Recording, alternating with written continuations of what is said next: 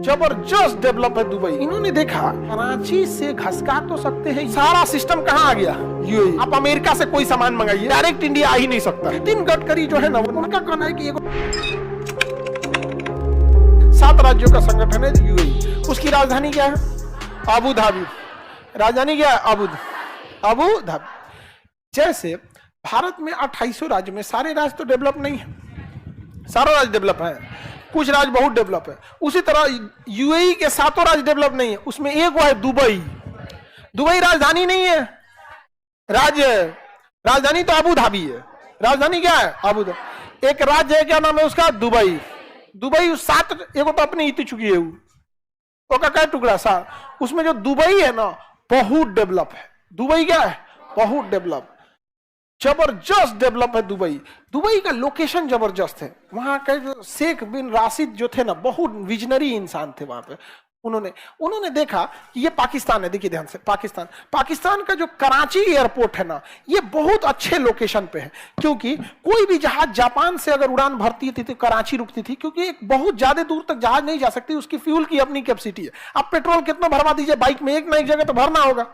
तो बाइक अगर आप चला रहे हैं तो पक्का समझ जाइए कि आप अगर बाइक चला रहे हैं तो आप 150 किलोमीटर के अंदर कितना 200 किलोमीटर में भरना पड़ेगा। जैसे हम 4 व्हीलर चला रहे हैं, आप 400 किलोमीटर के अंदर आपको एक ना एक जगह फ्यूल लेने के लिए रुकना पड़ेगा, उतनी कैपेसिटी होती है उसकी। तो यहां से अगर कोई जाए, चाइना से जा रही है वो भी कराची रुक रही है, कोरिया से कराची, ताइवान से कराची, हांगकांग से, सिंगापुर से, मलेशिया से, चारों ओर से सब कहां रुक रहे थे? कराची। और कराची के बाद कहां जा रहे थे? यूरोप, इटली, फ्रांस, अमेरिका, ये यहां पे। और फिर यहां से ये कहां जा रहे थे? आगे। तो इन्होंने देखा कि हम कराची से घसका तो सकते हैं यूएई में, ज्यादा दूर नहीं घसका सकते। कहां घसका सकते हैं? यूएई में। तो इन्होंने देखा कि कराची पे, पाकिस्तान पे लोगों का ज्यादा भरोसा नहीं था। सोचा कबो कोनो का मन करेगा कि फट जाएगा जाके पाकिस्तान में किसी को मन करेगा चलो आज फट जाते हैं सोचा कहीं हो जाके फट जाएगा। आदमी से डर लगता है, आदमी वहां पे नहीं। सर आपके जहाज में अगर पता चल गया ना बगल वाला पाकिस्तान का है, कसम बताते हैं आपका पूरा फ्लाइट टेंशन में ना बीते तो कहिएगा हम तू सलाम, आप अपनी सलामती का दुआ ही नहीं मांगिएगा भाई, तू उतरने के बाद फटना यार, नहीं समझे? चलता फिरता हो सब आप सब कहीं टपका दे।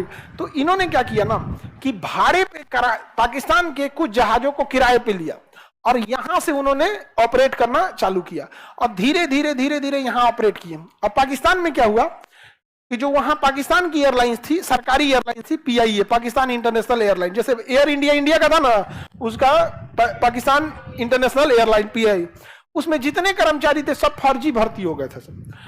पायलट की ट्रेनिंग 3 साल होना चाहिए, 1.5 साल में घुस गया।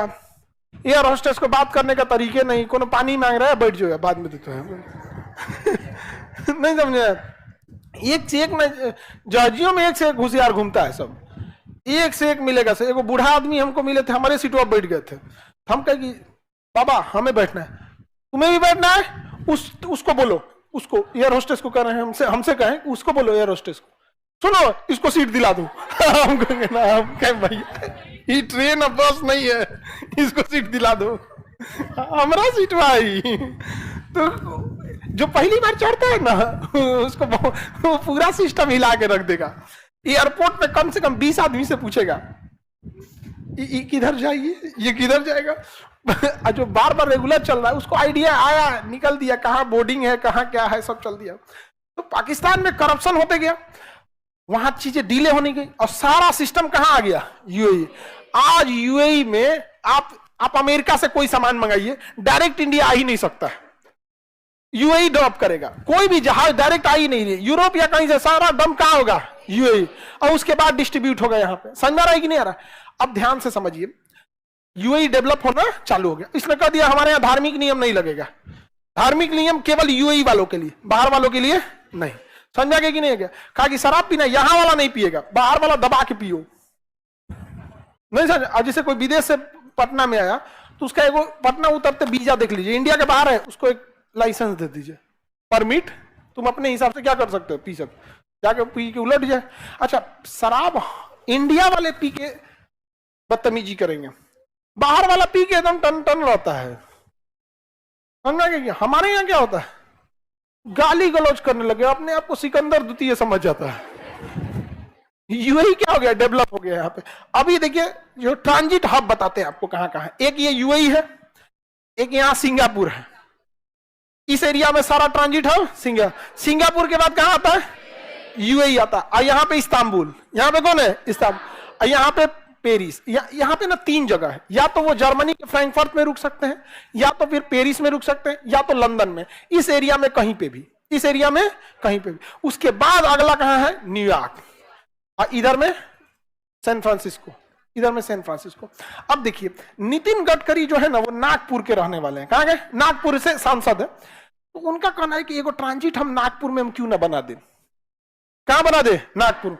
तो एयरलाइन कंपनी कहेगी नागपुर बना दे, यहां से हम फ्यूल लेके बढ़ते हैं, सीधे यहां जाके दुबई उतरेंगे। तो नितिन गडकरी ने कहा, रे बकलोलवा, तुम हिया से हिया लेके जाएगा तो तुमको यहां से यहां इतना दूर ले जाने के लिए 20,000 लीटर एक्स्ट्रा फ्यूल लेना पड़ेगा। 20,000 लीटर एक्स्ट्रा। तुम बकलोल कहीं का, तुम 20,000 लीटर कम फ्यूल लेना, तुम सीधे उतर जाना नागपुर में, और जो 20,000 लीटर की कैपेसिटी बचेगी उतना का सामान लोड कर देना। क्या कर लेना, सामान लोड कर लेना, और यहां उतरना और फ्यूल भरवाना और फिर उड़ जाना। कहा कि सही बोले हैं जी, सही है कि नहीं है। क्या जरूरत है एक के बार 40,000 लीटर फ्यूल लेके उड़ना भी ना। तुम 20,000 लीटर लेके नागपुर उड़ो, नागपुर से यहां पे चल जाओ, उतना का सामान लोड करके ले जाना। कहा कि सही बोले, हमारा बुद्धि नहीं काम कर रहा था। अभी नागपुर भी होने वाला है, अब बेचारा कराची मुंह देखते रह गया, नहीं समझे, बेचारा चुपचाप रह गया कराची। हम वफा करके भी तनहा रह गए, कराची रह गया बेचारा।